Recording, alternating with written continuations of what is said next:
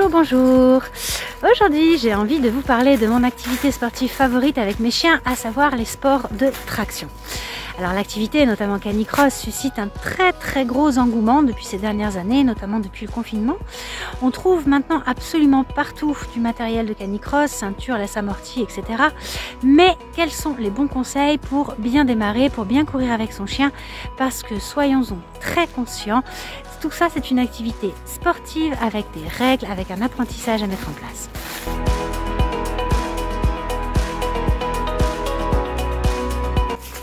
Alors, ça coule de source, mais il est toujours bon de le rappeler. La première chose à mettre en place avec son chien, c'est d'abord lui apprendre qu'on peut courir devant et même tracter. Parce que si, comme moi, vous avez un bon chien bien docile, qui a été bien discipliné pendant toute sa jeunesse et qui a bien appris gentiment à marcher en laisse avec sa maîtresse sur le trottoir sans lui arracher le bras, et bien vous verrez que c'est pas si évident que ça au départ.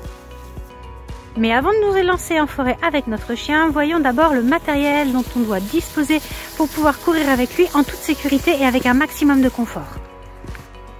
Une ceinture ou un baudrier. Le baudrier est plus confortable, mais à vous de voir ce qui vous convient le mieux.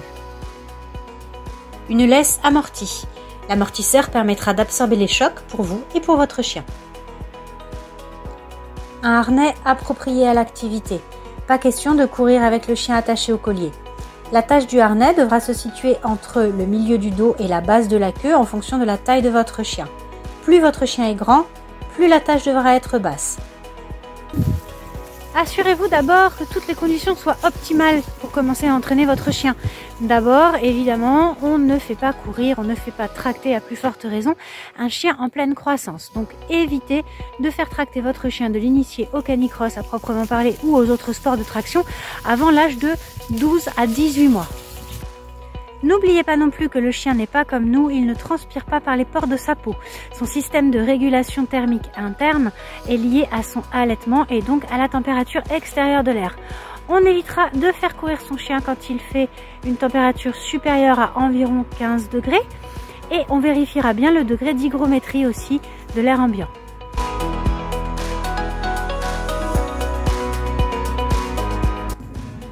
Comment apprendre à son chien à tourner à droite ou à gauche à notre demande?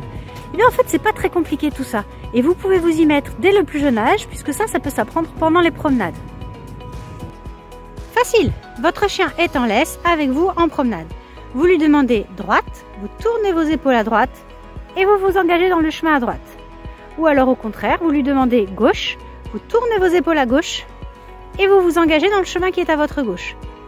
Petit à petit, le chien va faire l'association entre promenade en laisse, mot, droite ou gauche, et la direction qui est associée. Attention, attention, l'erreur à ne surtout pas commettre, c'est de récompenser avec des friandises.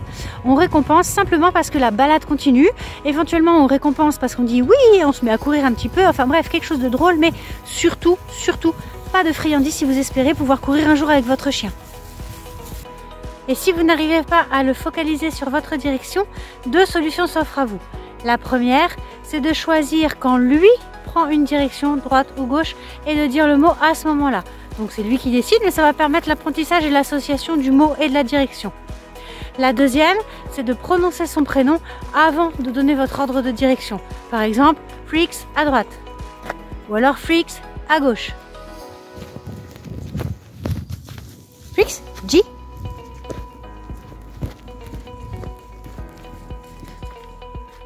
Vous avez compris la marche à suivre? Alors maintenant, c'est à vous.